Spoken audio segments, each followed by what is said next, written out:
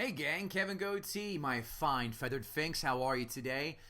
Episode 28 is here with Chris Maynard taking down Forrest Gump. Before we get to it, don't forget guttingthesacredcow.com. Check it out. Head on over. You can get some merch there. Shirt, hat, mug, even a hoodie. It's freezing today. It's May, for the love of Christ. Explain that to me.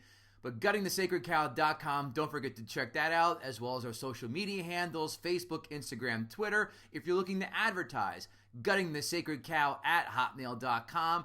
And without further ado, here's Chris Maynard taking down the baby boomer favorite, Forrest Gump. Gather round, here's what I know.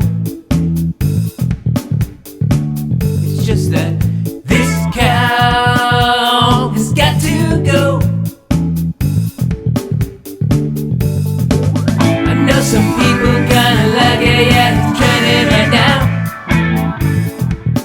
Yeah, that doesn't matter, 'cause we're gutting the sacred cow. It's time to play the music. It's time to light the lights. It's time to meet the Kevins on Gutting the Sacred Cow tonight. Dun, dun, dun, dun. Hey, everyone. Gutting the Sacred Cow episode. This is your job, Kevin Israel. 27. 27. Thank you very much. Is it 27? Now I got to look like in rounders. No, we're 28 now. 27 just dropped as you hear this. Right. As you hear this, as a week ago, Seth Everett skewered the Joker, episode 27. This is episode 28. I'm Kevin Gootee, joined by my loyal compatriot, Kevin Israel. How the hell are you, sir? Hey. Oh, almost a super flamboyant Dwayne from What's Happening. I love it. Beard and hair is just getting thicker. I couldn't be happier. Our guest today is none other than Christopher Maynard joining us. Chris, how are you, sir? What's going on with you? Where are you? Tell us about your podcast, and welcome. Thank you so much for having me. I can't believe, first of all, that you didn't have Clerks as number 27.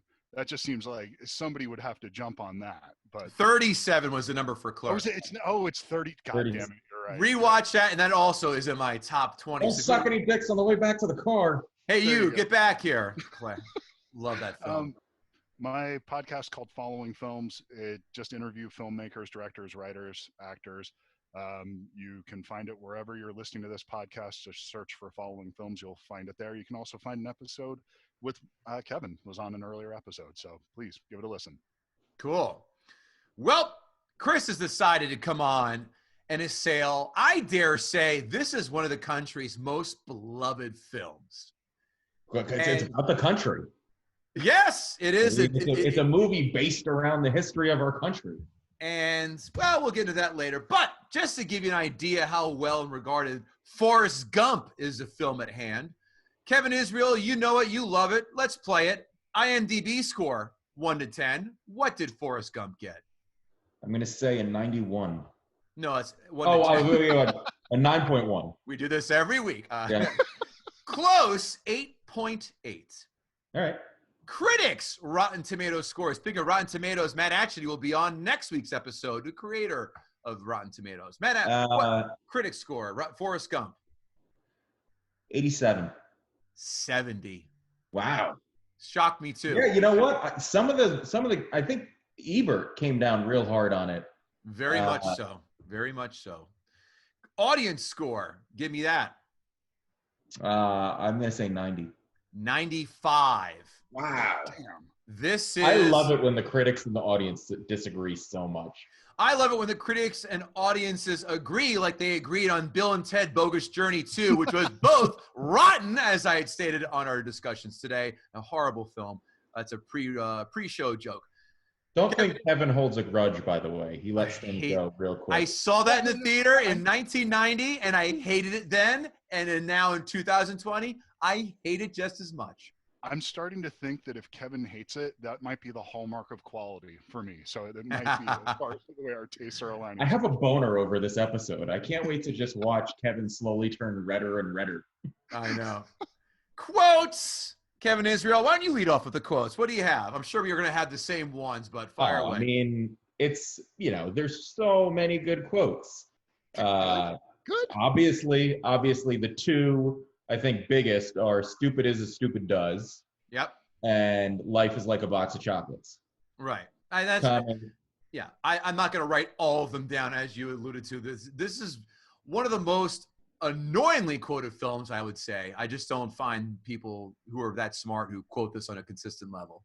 But the one I like the best is when when Forrest's mom just gets done banging the doctor. Yes. He walks out and he looks at Forrest and goes, "Well, we sure did straighten you out." Oh no, I'm sorry. The doctor who banged his mom is walking out after his mom's dying, and he looks at him and goes, "Well, we sure did straighten you out, didn't we?" Yeah. And I was like, Jesus. I did laugh when he goes, "What's the matter, boy? Don't you say anything?" Yeah. That's good. But just having the guy who banged your mom be like, "Well, you ended up all right." Thanks for using my mom's a cum receptacle, cocksucker. Chris, what quotes do you have? Anything jumped out at you, quote-wise? Quote-wise, I'll go ahead and say right in the beginning, the one that stands out to me when I was in the theater and I realized this was a big piece of shit was when we find out that Forrest Gump is named after one of the founders of the Ku Klux Klan, and the reason that his lovely mother named him Forrest was because to remind him that sometimes people do things that just don't make sense. Mm-hmm. Mm-hmm. It's a fortune cookie, I think, right? Okay. 5 fun facts. Music. 5 fun facts. This is always my favorite. Let's give you... I'll give you... No, I'm going to let you guess. Bill Murray, Chevy Chase, John Travolta, all up for the role of Forrest Gump. Who turned down the role of Bubba? You ready for this one? Ice Cube. Why? I bet if you think about it, you can get it. Because they didn't want to be retarded. That was one half of it. The other half was he was shooting Friday. Oh, wow. Wow, that's amazing. Yeah. That's crazy because, he wrote Friday. Yeah. And then he had the opportunity to be in, one of the biggest movies of the time. Who else turned down the role? David Alan Grier and Dave Chappelle. And Chappelle said, "I thought it was going to be a bomb." Oops. I could not in a million years picture him being Bubba Gump. I'd love to see Dave Chappelle with those extended lips smoking cigarettes. That would be like a pelican smoking a cigarette, which would crack me up.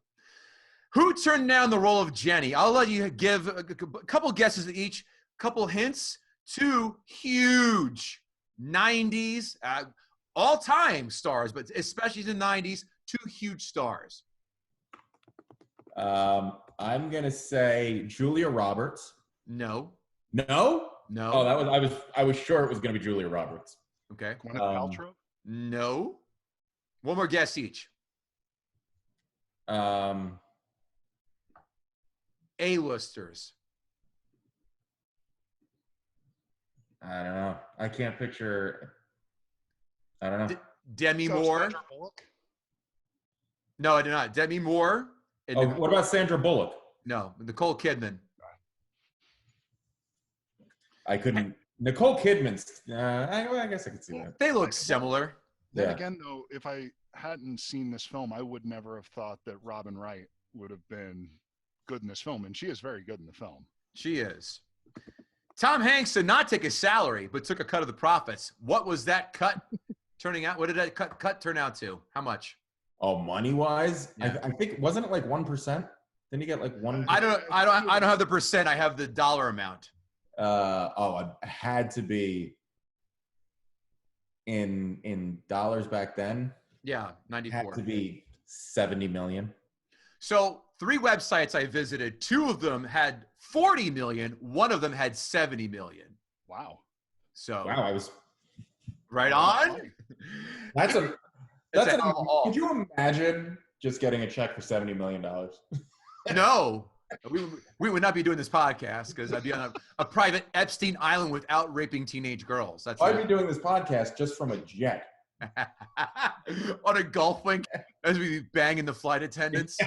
Married? Are you kidding me? That Iron Man scene in the beginning. Oh my God, yeah. Oh. Number 3, in the sequel of the book, by the way, I did not know this was a book. In the book sequel, it is told that Jenny did not die from AIDS like everybody thinks. but she died of Hep C. That's less interesting. Much less interesting. But makes her out to be much but more it's of a actually, bore. but it's accurate to the timeline of the film because it doesn't make sense that she would have had AIDS when she got AIDS. Well, she died, was at 81? Yeah, 81. Yeah, that's pre-AIDS. Yeah. I mean, it's like that's right when the outbreak started but it was mostly, that's when it was still called gay cancer at that point. It really hadn't spread out into the Best punk rock band I've ever heard of. Kevin Gootee's nickname in high school. Stop it, I beat you to it. Great. Gay AIDS, gay cancer. We call Eagle fans. In 2011, the Library of Congress selected Forrest Gump for preservation in the United States National Film Registry for being, quote, culturally, historically, or aesthetically significant. And this is on a brick. And the brick that lays above Forrest Gump is Kevin Spacey. No way. Which is even funnier, Chris, because after your episode, we're doing The Usual Suspects. So how's that for time? That's amazing. I don't think anybody's going to really be standing up to defend Spacey at this point in time. That'll be kind of a lay down. Wait till we get to the Amazon reviews. Then you'll learn otherwise. Hanks signed on to the role after an hour and a half of reading the script, but only agreed to do it if it would be historically accurate. Well, it's a good thing that panned out. Well, and now I think it did pan out because the budget in 1994, $55 million, translating to $95.7 million today, into a whopping $678.2 million in 1994, equaling $1.18 billion. That's a burp. Billion. That's Avengers money, as Kevin Israel and I like to say. So, yeah, I think it did pan out, Chris. How about them apples? Well, as far as it remaining historically accurate, I don't think that really worked out for Mr. Hanks for his one contingency that he was. He was able to drain the blood of runaway kids who did not have COVID-19 and keep him and Rita Wilson alive because of Forrest Gump. I will say this. Pure speculation. I knew it was based off of a book. In doing a little bit of research, I didn't realize the book was pretty different than the movie. And I'm now kind of interested in reading the book. I'm not. Really? The stuff that they said is different. He was an astronaut, apparently, in the book. Right. Yep. And he was much more of a savant. I kind of interested in that. So that'll be the second book I have to read off this stupid podcast, because instead of being nostalgic Americana, it's actually satirical. So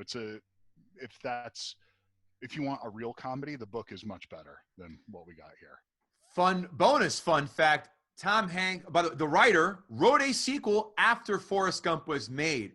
Tom Hanks said, "I don't do sequels." The writer probably wrote that, went, "Hey, I could make another $1,000,000,000." Hanks says, "I don't make sequels." Fast forward to the Da Vinci Code and Angels and Demons and the Inferno, which flat out was an absolute whale abortion. Did you see that last one? Even Da Vinci Code. I didn't see the third one. Oh, it was awful.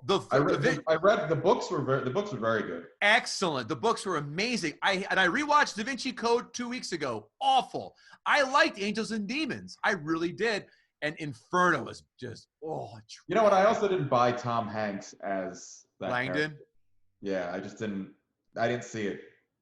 With a kind of a mullet in training. Yeah, his hair looked weird. It looked like a Donald Trump wig he was wearing. Like, it was all bad. He looked like a Wiccan. Yeah. Or a warlock, I should probably say. More importantly, this is not our time to kibitz, as the Italians say. It is time for Christopher Maynard's time to gut the sacred cow. Okay, so I guess I formulated my argument into 3 parts. One being the racism that's inherent to the film, the second being the sexism in the film, and the third that it's just really a dangerous right-wing propaganda film that simplifies a very important part of our history and misinforms people. So just with the racist part, in the beginning when we were talking about it, the way that Forrest Gump gets his name is completely dismissed as something that's just silly and played for laughs. Look at that. He's named after a Klan member. Isn't that goofy? The Zemeckis tradition of giving credit to white people for things that black people did that were culturally significant. And Back to the Future, he's doing that with the Duck Walk from Chuck Berry. In this, he's doing Elvis, who clearly was inspired by black artists, rhythm and blues artists before him. No, he actually learned it from this simple kid in Alabama. Another part, the scene of him dancing with that always kind of did bother me. I thought that was ridiculous. It's the dancing itself isn't what bothers me. It's the underlying thing of taking these events and that were significant and culturally important. And I know it's silly and dismissive, but when you see it consistently with the filmmaker, it just kind of either they're woefully unaware of what they're doing or there's something there to it. The other part is this all takes place in kind of in the middle of Jim Crow, Alabama. And so this is, we have one scene where Forrest Gump picks up the book for a girl that's having her first day of school, and George Wallace is assassinated. And so the way that they deal with that assassination through the eyes of the protagonist that we're following is they simply say, somebody thought that guy shouldn't be president.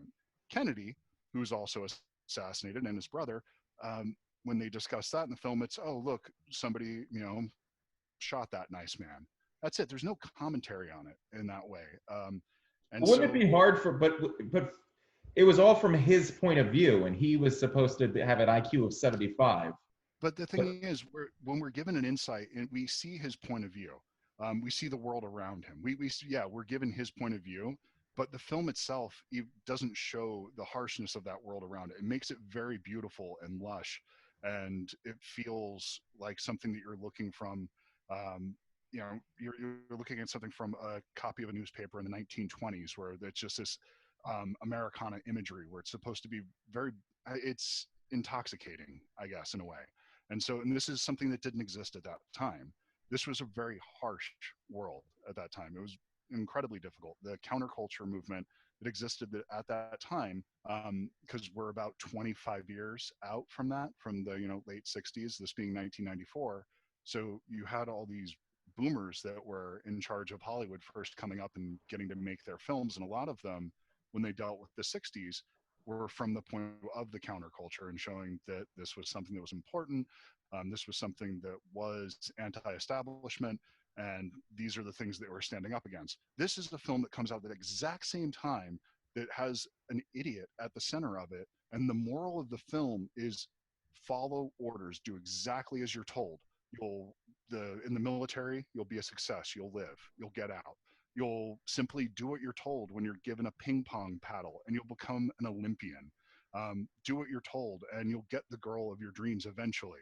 All these things that, it's that kind of messaging behind the film is something that I really hate, and I'm really uncomfortable with, that you just take this idea that if you don't ask questions, you will be okay, which is the antithesis of what we should have learned from that time period. With the sexism, we were talking about this before in the film, the Sally Field character, when we're introduced to the mom, she basically manipulates men through sex to get what she wants for her family. It's the only currency that she has. Jenny is treated no better in that way. She also manipulates men and uses them, and just uses sex as currency. And so these are the only two women that are at the center of this film, and neither one of them have a voice. And even through Forrest's eyes, we don't see them with any dignity at all. His mom, the part you're talking about that's played for laughs, when he imitates his mom having sex, his mom is banging the principal in such close proximity that he can imitate the noise that he was making. Just to play devil's advocate, maybe they're not redeeming women. Maybe they are garbage people. Remember, this is rural Alabama. Not saying everyone from rural Alabama is a piece of shit, but we can sometimes play the statistics and the odds. Maybe they were garbage people, and maybe that's just the way it is. And this is not an indictment on women, the whole sexist approach. Maybe that these are just two pieces of shit he chose to focus on. Well, perhaps, but when you have the only center of this character's world and these two women and the changes that you make to those women from the book, from the source material, he was making a decision. Jenny lives in the end of the book. She dies in Gump and Co., from my understanding. So she lives in the book. It doesn't die of AIDS at the end of it.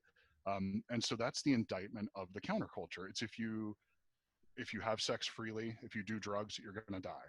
If you do what you're told, stay in line, join the establishment, you'll succeed. And that's all there is to it.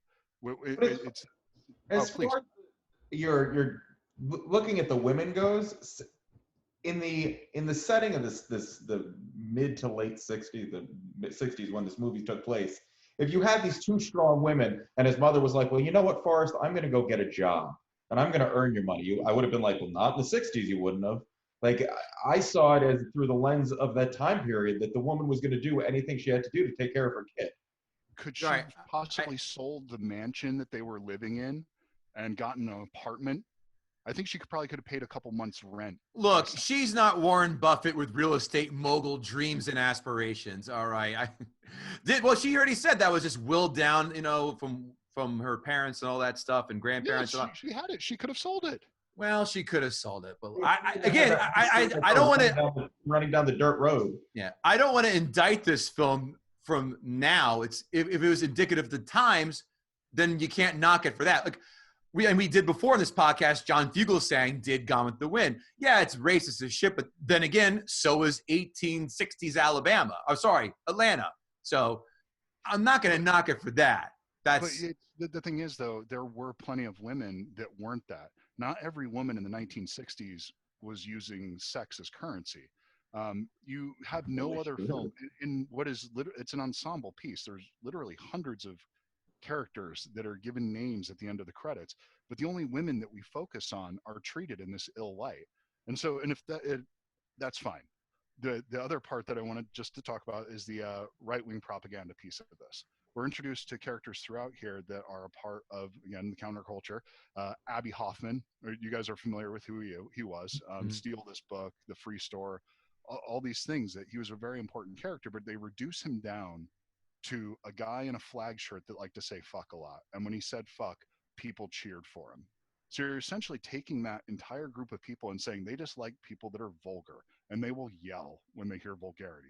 Now, I will put myself into that and I will characterize myself that way. I like vulgarity. When people swear, I smile. I enjoy that. But to say that's all the counterculture was about at that time, it's not a fair assessment of it. And in that scene, it ends with this really beautiful moment where Forrest and Jenny, they run into the reflecting pool and they embrace. But then we undercut that by when we actually see the militants and the boyfriend. So the counterculture are either militants that are angry or we have this woman beater are the only people that we see on the counterculture side of things.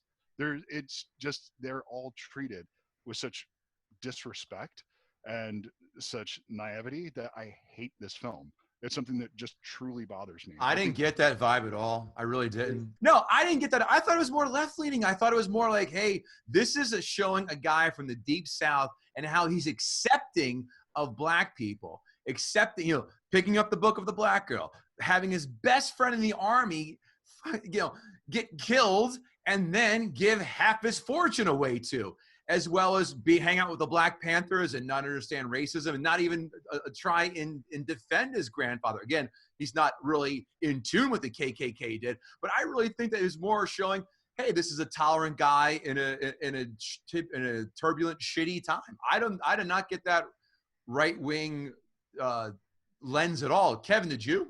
No, it's funny, that scene at the reflecting pool, I always thought it was a very powerful scene because it was he calls up this soldier who just got back. He doesn't know Forrest is who Forrest is. He calls up this soldier to say something, and he doesn't know this guy could be a pro-gun nut, pro-army, wacko, and he calls him up, and Forrest starts to say something, whatever he says, which we'll obviously never know. We do know, if you can Google and find it. He does say that, but something like you might go to Vietnam and get your leg or something blown off.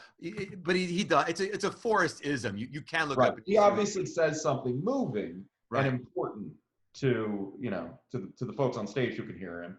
And to me, it was like a moment, like, because, and again, I guess I always watched this movie like it was looking through Forrest's eyes.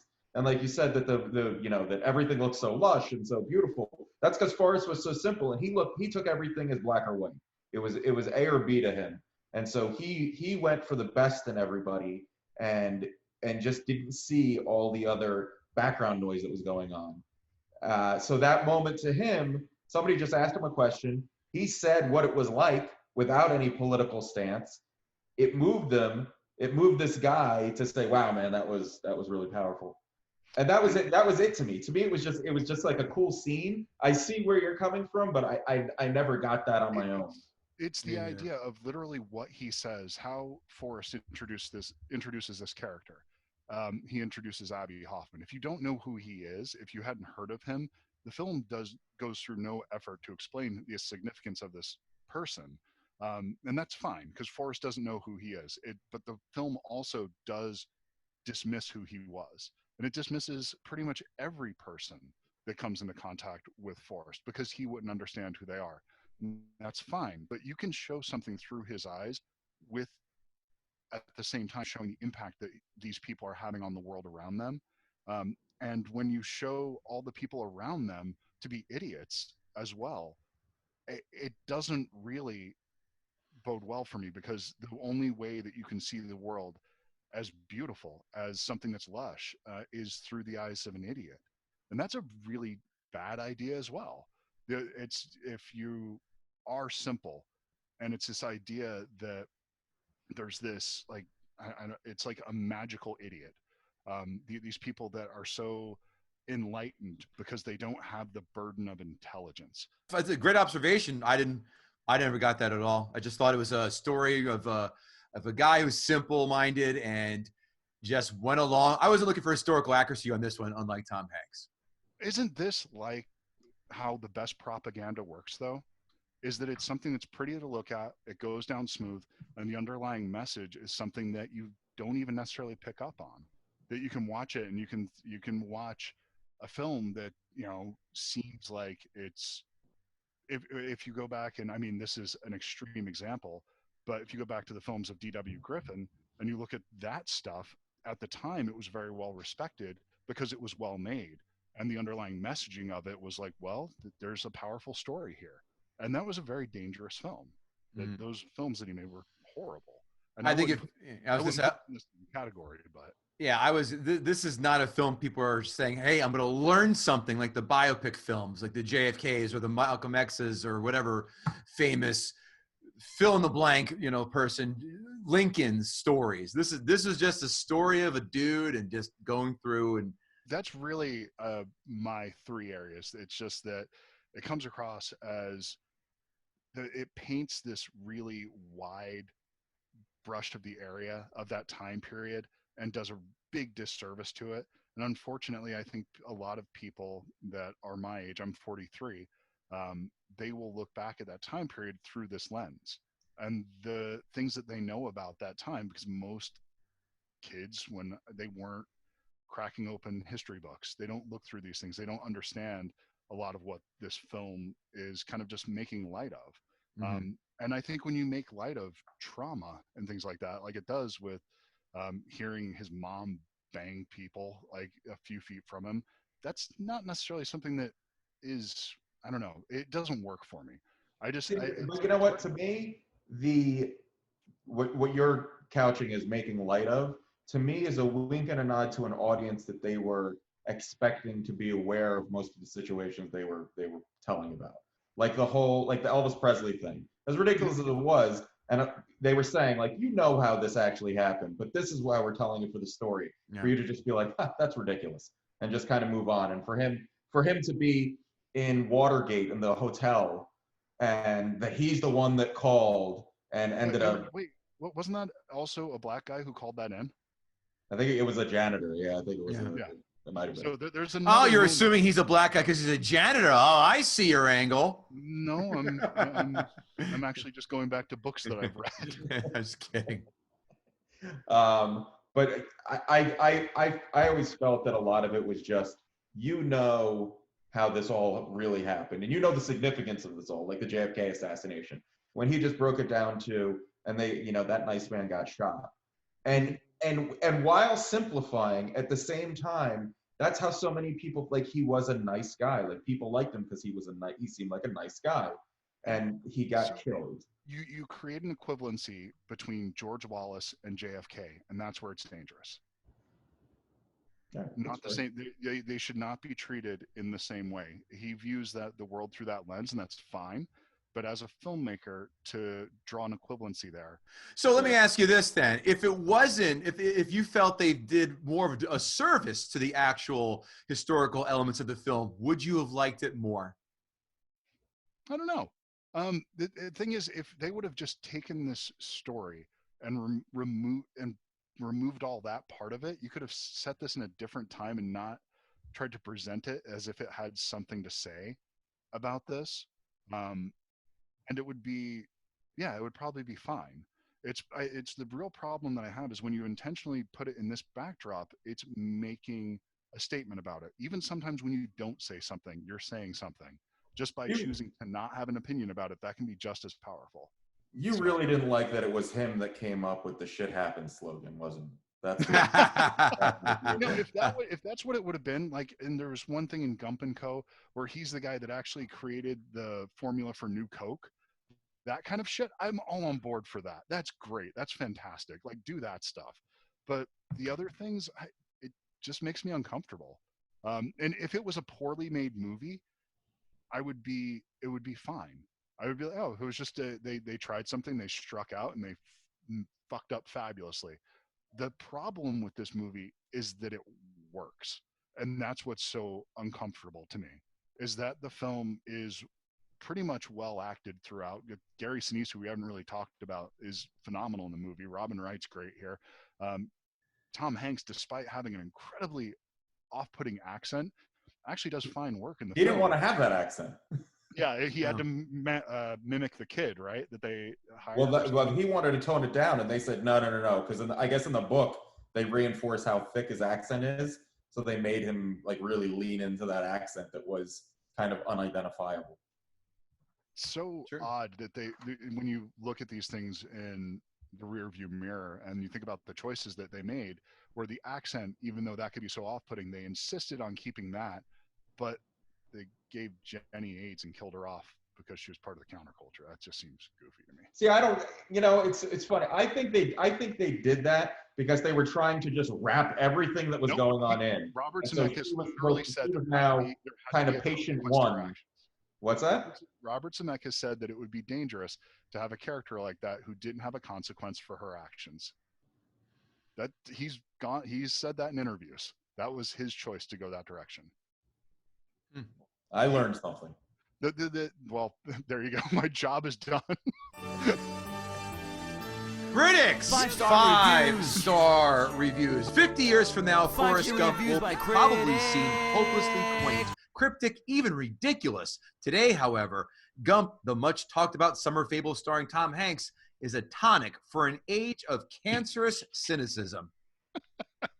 Hanks is brilliant in evoking Forrest's good-heartedness. He cannot really perceive evil in men, and yet he is so untainted by bigotry or ideology that he makes the perfect witness. As played to perfection by a recent winner, Tom Hanks, who is fast proving that he has no acting limits, this film is a social comedy that reaches heights of wit and cleverness. Last one, unashamedly sentimental. This is a technically triumphant tearjerker. Sorry. Do we agree with any of those thoughts, Kevin Israel? I saw the movie. I don't think I saw it in the theater. I think I saw it as soon as it came out on VHS in a dorm room somewhere. And I remember at the end of it being like, wow, I just saw something. That was something like impressive and big that we're going to be talking about for a while. I don't know that I was crying, but the end when she dies and he ends up with the kid, the scene that hit me the most, and I'm not even a father, so you guys, if you're, I don't know if you are, Chris. Yes, I am. I have 2 kids. So you both are. When he sees his son and he goes, is he like me? And then Jenny goes, no, he's very smart. Like that scene got, and I was at the time a 19-year-old just looking to get laid. And that got that asshole. So like there were definitely moments in it that got me. I don't know if I would call it, I don't know if I would rave about it like they did. We save our opinions for the end, so that's when I'll bear mine. Critics 1-star reviews. Music. The narrative is so programmed. It's like watching software. Forrest Gump is a medley of sound bites, clever, cute, amusing, silly, sentimental, and irritatingly phony. It remains a bad movie that gets worse with age. Tries very hard to be all things to all people, and as a result, fails to be anything at all. Forrest Gump, this is a good one. Forrest Gump is a Schmaltz Zeilig. Is that a German car that only shows up in the Bahamas? It's a Zelig. It's a Woody Allen film where he shows up in history through all the different movies. See, I don't like Woody Allen, so that's why that one I missed on that reference. So there you go. A being there engineer from the genetic material of a Hallmark card. I cannot agree more with that. Forrest Gump has the elements of an emotionally gripping story, yet it feels less like a romance than like a black table coffee book. Than like a coffee table book, celebrating the magic of special effects. Marinating. Thoughts? Yeah, that sums up it perfectly. Well done. Good pulse. And now it's going to get better as we go into our Amazon 5-star reviews. Every dildo who has access to the internet, and dildos they are. I'm not going to give a book report for you guys and go into details about the plot, nor not only do I personally hate reviews that do that, but in this case, I find it hard to believe that anyone reading this isn't already familiar with the plot. If you haven't seen this movie yet and you're older than 16, then you have no excuse, and I really don't know what to say to you. Signed, Mr. Empathetic. My ad lib. I've always loved this movie since I was 8 or 9 years old when it first came out, and especially after I heard the younger version of my uncle laughing loudly and exclaiming, "Son of a bee," while watching it in the living room with my dad, with one of the many funny and exhilarating scenes in the movie. And he said that as his voice cracked, LAMO. What else? My question is, what did he yell SOB at? Like, SOB, look at that retard run. SOB, Robin Wright's got a night ass. SOB, this film is too goddamn long. SOB, that guy just got his legs blown off. SOB, did Gump just cum his pants? Yeah. I purchased this. He didn't come his pants. He came on the road. Yeah. Got it. Yes, correct. Wow, you were really looking at the details. I purchased this for a friend who also loves this movie, hoping to make them join my Tom Hanks cult. JK, I wish I had one. I do love Tom Hanks and just can't say no to any movie he makes. Maybe, just maybe, one day he will sign one of my many DVDs he stars in. One can dream, but until then, I will tell everyone, everywhere, to purchase his movies. Signed, Mark David Chapman. Thank you. Well done.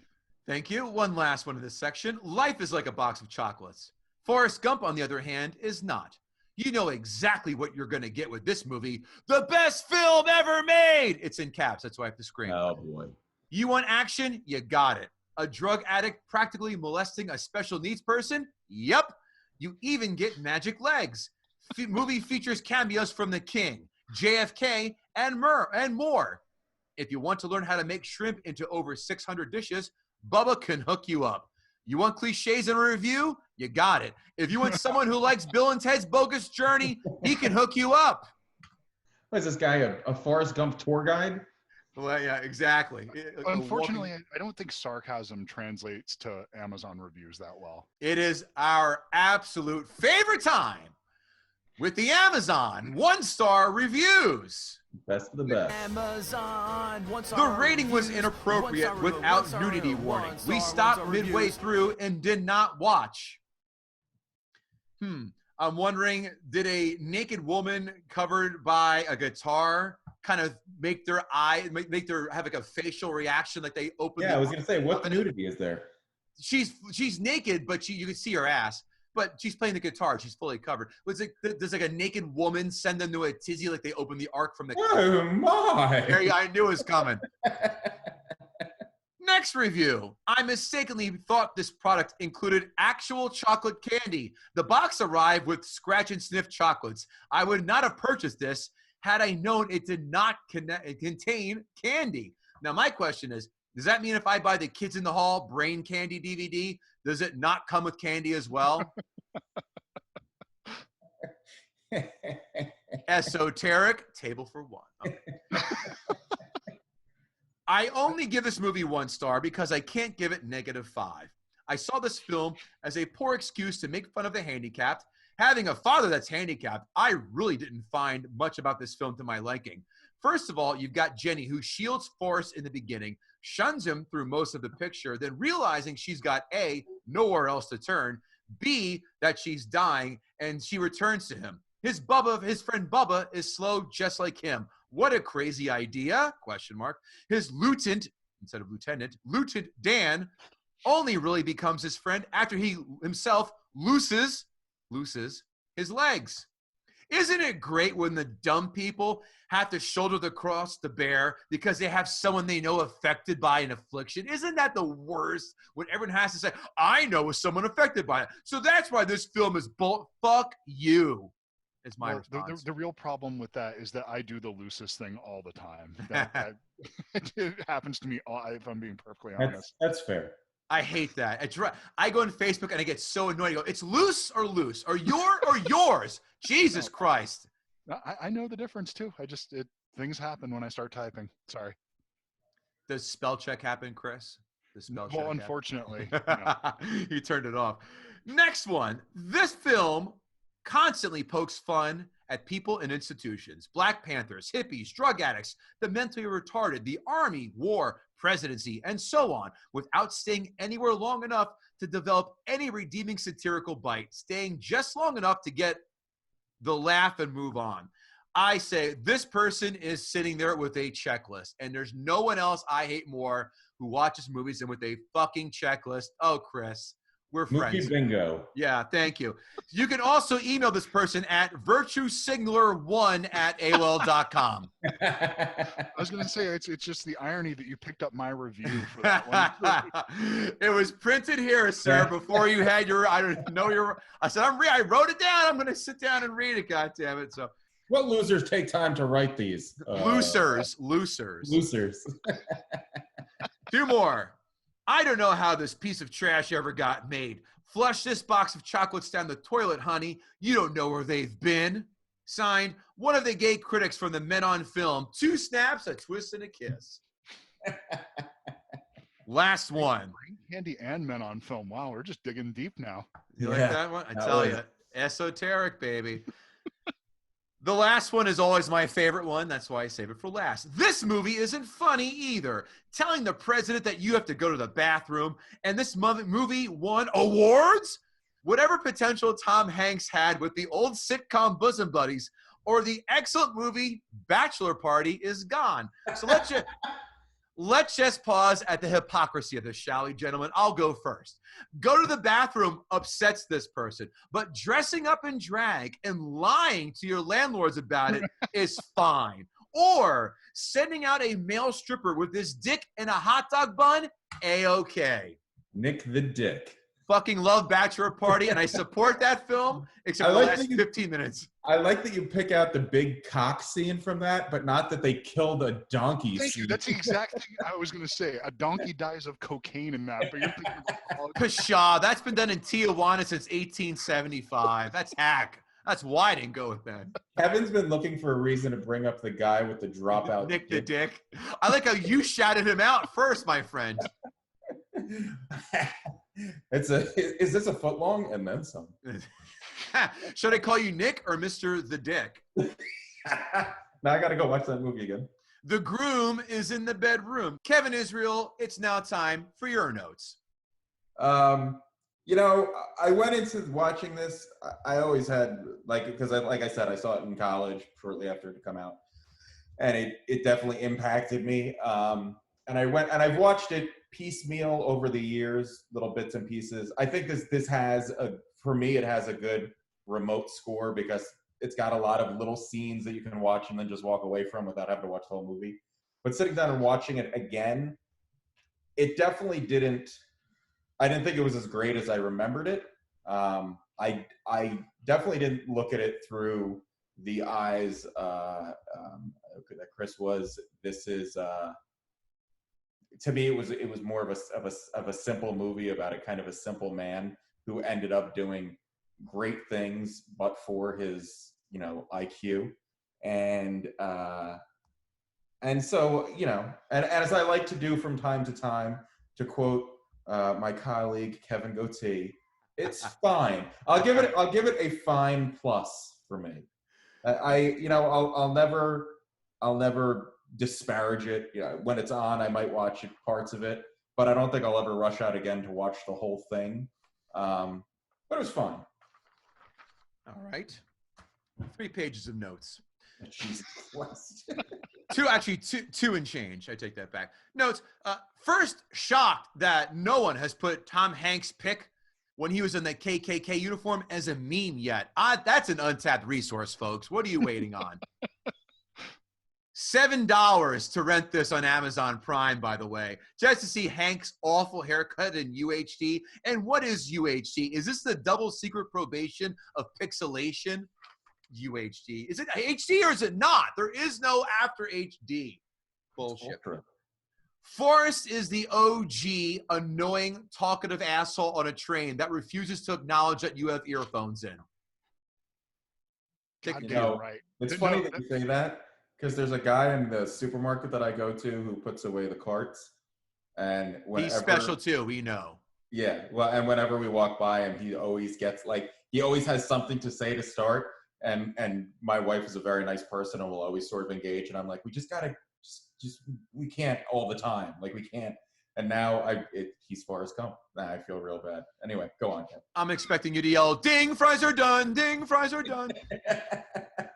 Speaking of, all Forrest had to do was to stop the bullies was read a passage from Darwin's theory of evolution. That would have stopped their rock-throwing antics cold. That's not what my dad has said. Yeah. Jesus book shows us otherwise. Dense-ass Forrest couldn't figure early on that Jenny was DTF. Dude, read a cue. Your mom's a slut. Why couldn't she teach you a few tricks? Oh, all right. He's a white knight. Leave him alone. It's so surprising that my misogyny angle on this didn't work with you, Kevin. I'm shocked now. I didn't find that. Yeah, you brought that to the wrong house, my friend. Oh, I knew that after listening to The Hangover. I knew I was. You saw the house with the red light out outside it and was like, you know what, I'm going to send Bibles here.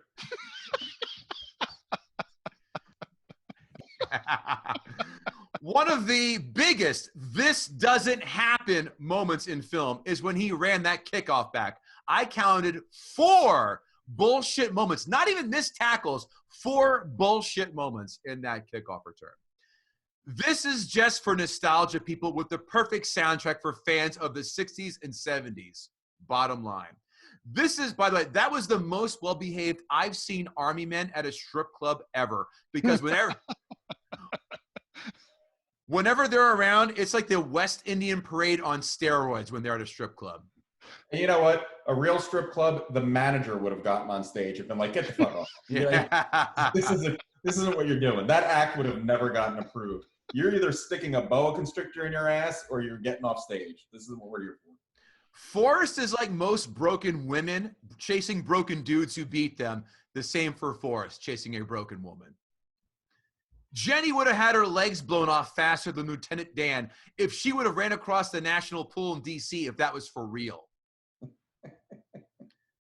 Jenny can't keep that whorish mouth shut when she keeps getting Forrest in fights, goddammit.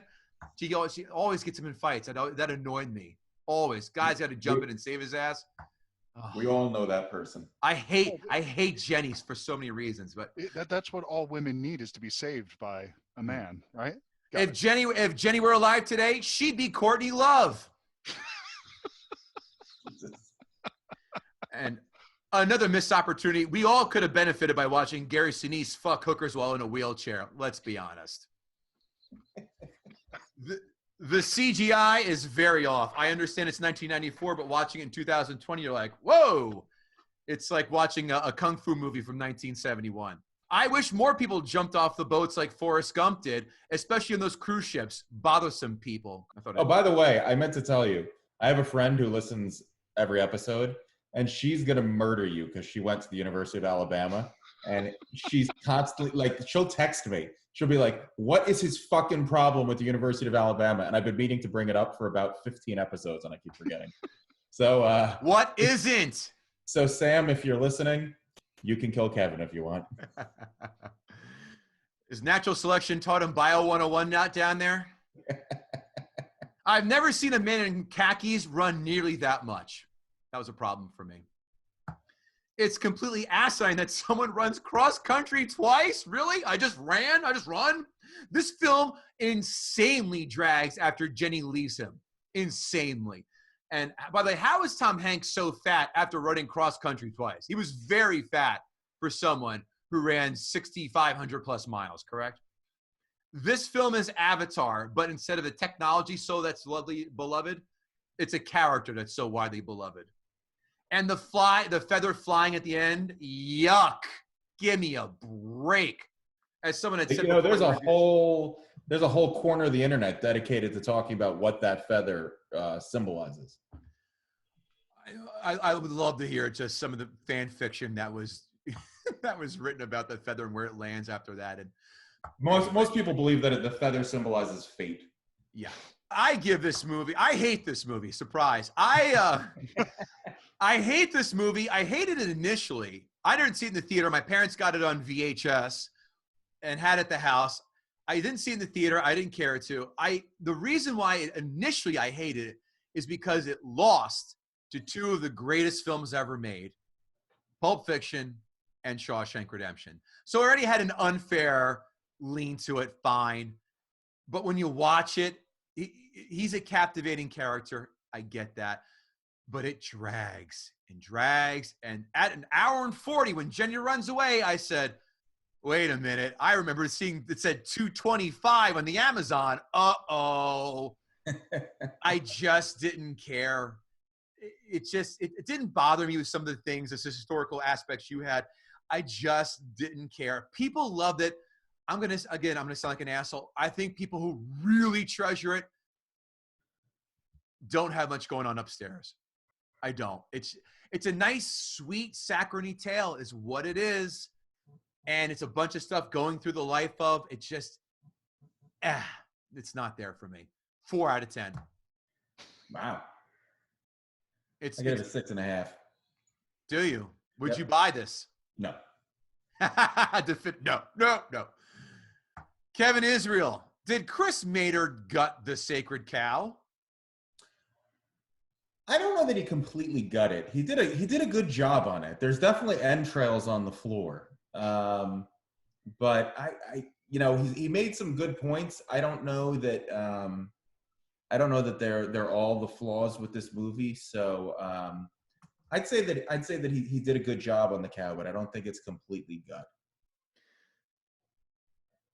I say, this is the scene in Me, Myself, and Irene where do you think they killed the cow? They did a great job. They hit it, boom, you think it's dead. Then Jim Carrey comes over, caps it, still not dead. You did it. You gave it a great but you didn't give that final I thought you had more to the argument, but after I'm not happy because of the social aspects. Fine. I thought there was more. So if I had to pick a side, I'd pick no. But a hell of the first cut is always the deepest, as they say. And, yeah, you definitely dragged that knife down. Are they going to bleed to death? Probably. I mean, I could turn my back around and say that person's probably going to die, except the coup de grace was not administered. A fantastic job nonetheless, though. Chris Maynard, again, where can we find you and your podcast? It's Following Films. You can either go to followingfilms.com or look in any podcast app and look for Following Films. Fantastic. Kevin Israel, where can we find you besides giving your dog a haircut, but not yourself? Sitting on my couch wondering when the comedy industry is going to pick up again. Just go find my album, The Struggle is Real, on iTunes, Spotify, everywhere, and find me on social media. Kevin Israel on Instagram, Twitter, and Facebook, all those places. What's that? You want to support the podcast? Well, head on over to guttingthesacredcow.com. Our merch shop is open. Yay! For people who never asked for it except us. You can wear our faces on your chest if you would. Hoodies, shirts, hats, gloves, shirts, bags, gloves, shoots, hats. Hey, orange balls. I'll have a box of those. Caddyshack. None of you guys? Really? All right. GuttingTheSacredCow.com. You can find us all of our podcast platforms. Yes, we're on YouTube. KevinGootee.com, KevinGootee.com. You can check out all of our past episodes. But thanks again for tuning in to Gutting the Sacred Cow. Tell a friend. And yes, we are still accepting advertisers. GuttingTheSacredCow@hotmail.com. Chris Maynard, thank you so much for joining us today and taking down Forrest Gump. I didn't know if you guys figured I did not like this film, but I thought I'd try and hide my. Oh, I knew you weren't going to like this film. To be honest, though, I'm glad that you didn't like the film, but the fact that you didn't like the way that I dislike this film makes me very happy. That's a moral victory you're going to take home. Yeah, no, I won twice. It's fantastic. Duly noted. Chris, again, thanks for coming by Gutting the Sacred Cow. We will see you guys next week with Matt Atchity doing Usual Suspects. Take care.